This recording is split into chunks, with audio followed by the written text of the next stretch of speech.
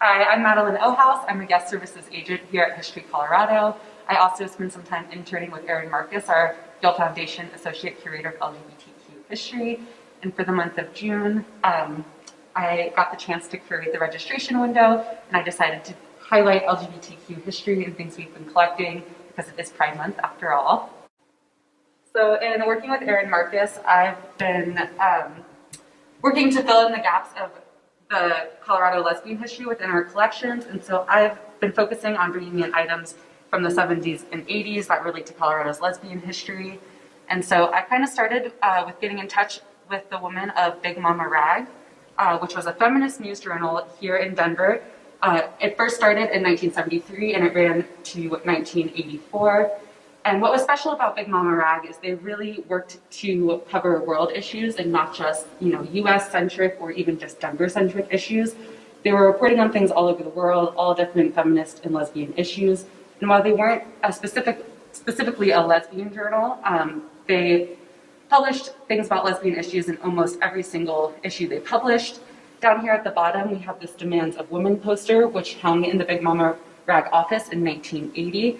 And what I think is interesting about this is some of these demands are very progressive for the time, but a lot of them we still have not met yet. So I thought that was pretty relevant for today. And then up at the top here, we have 3 different issues that I've chose to highlight of Big Mama Rag. The first one on the cover, we have T. Shook, who was involved in a lot of different aspects of Colorado's LGBTQ history. This photo is when she first moved to Denver and got involved with Big Mama Rag. She's only about 18 in the photo. And a fun fact about her is that she actually ran for governor against Roy Romer in the 90s. And the second issue we have right here is actually the first issue ever published of Big Mama Rag in 1973. We just got that in a couple days ago, so I really wanted to highlight that. And then at the bottom here, it's hard to tell, but these women are actually wearing a Big Mama Rag shirt that we have featured to the left, or to the right, right next to here. And that shirt actually came from Vicki Piotr, who I'll talk about a little bit later because she worked to found one of Colorado's lesbian bookstores here in Denver. And then lastly, I chose an article to highlight from Big Mama Rag where they talk about lesbian writers coming out of their closets. They also talk about women in history. This was kind of one of the lighter articles that Big Mama Rag would highlight. They really talked about a lot of controversial issues. So up at the top here, we have some items from the March on Washington in 1993, the group from Colorado who went. I have some different photos I've chosen and a button there as well. In the photo in the middle on the left side, we have a man who is wearing freedom rings, which were designed in 1991. The colors represent the different colors on the flag and they symbolize happiness and diversity. These rings are worn either by themselves, part of a necklace, bracelets, and keychains. The 2 we have at the top come from Frank Brown and Joseph Marchioni, which were both worn as necklaces. And then down here on the bottom in the middle, I have some items from Lesbian Colorado, which was a conference that took place in 1979, as well as a second year in 1980. On the left, we have 3 items. We have a matchbook, the pamphlet from the conference, and the badge that guests wore to the conference. Something interesting about this conference was that only 150 women were registered, but then on the first day, over 600 women showed up. And I think that really just shows how much community was needed for lesbians in the 70s, and they really just needed a safe space to gather. And at this conference, there were different workshops, social gatherings, poetry readings, anything you could think of. And it was very successful, so they did a second year. And this was actually organized by Linda Fowler and Carol Lees, who both were on the Big Mama Rag staff as well, and also worked for the center. Carol Lees was executive director for a couple years. And then on the right here, we have a copy of The Word Is Out. This is from 1981, where they talked about the Lesbian Colorado Conference.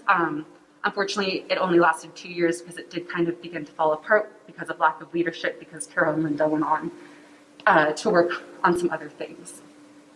And then down here on the right corner, I have some items from Woman to Womanist Feminist Book Center.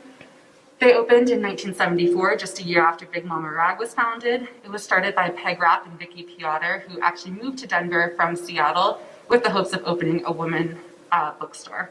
And while it was not strictly lesbian, both Peg and Vicki were lesbians, and they really wanted to make a safe place for lesbians to gather in Denver. They offered, it wasn't just a book center, they offered classes and workshops and daycare and all sorts of different resources to women. On the left, we have an example of a poster of one of their community meetings. And I also think it's interesting to note that it says, please read article in September Big Mama Rag. So you can kind of see the crossover there and how they collaborated. On the right, we just have a flyer for Woman to Woman Feminist Books Dinner. And then at the bottom here, we have some buttons that they sold in the store. Something interesting to note is that the buttons in the middle are all handmade enamel, which I thought was very interesting and very cool to see because you don't see those very often anymore. And then lastly, in the corner here, we have some items about Amendment 2. You can't really talk about Colorado's LGBTQ history without mentioning Amendment 2. And I'll start with talking about these buttons. Something I learned recently is that the wording of Amendment 2 is very confusing, and that's why they came up with the slogan, no on 2, so it would be very clear how you were supposed to vote when you were voting. And then we have a shirt here, which is actually signed by Jean Dubosky, who is the lead attorney on the case, and it says, will it be you who undoes 2? And Jean Dubosky says, and we did. And she signed it, and then we have a flag down here that actually, if you look at it, it says, please stop by and sign a thank you card for Jean Dubosky. And we actually have copies of all those signatures, and it is a very big stack. We don't have the actual book, but we do have those copies. And I thought it was cool to have the signature from Jean Dubosky as well as that note that says to come and thank her. I hope you guys enjoyed learning about some of Colorado's LGBTQ history and some of the items we're collecting here at History Colorado. If you or someone you may know have some items relating to Colorado's LGBTQ history, we still are actively collecting.